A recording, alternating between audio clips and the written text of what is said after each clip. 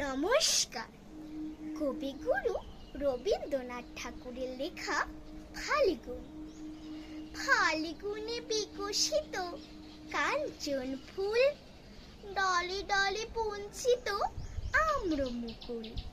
চঞ্চল মৌমাছি কুঞ্চুরি গায়, বেনু বনে মর্মরে দক্ষিণ বায়।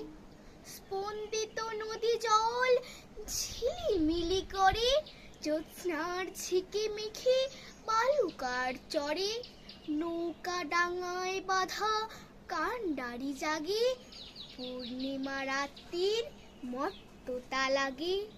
খেয়া ঘাটে উঠে গান অসত্য তলে, প্রান্ত বাজায় বাঁশি আনমনে চলে। ধায় সে বংশী রব বহুদূর গায়, জনহীন প্রান্তর পার হয়ে যায়। দূরে কোন শয্যায় একা কোন ছেলে, বংশীর ধ্বনি শুনে ভাবে চোখ মেলে। যেন কোন যাত্রী সে রাত্রি অঘাত, জ্যোৎস্নার সমুদ্রের তরি যেন চাঁদ।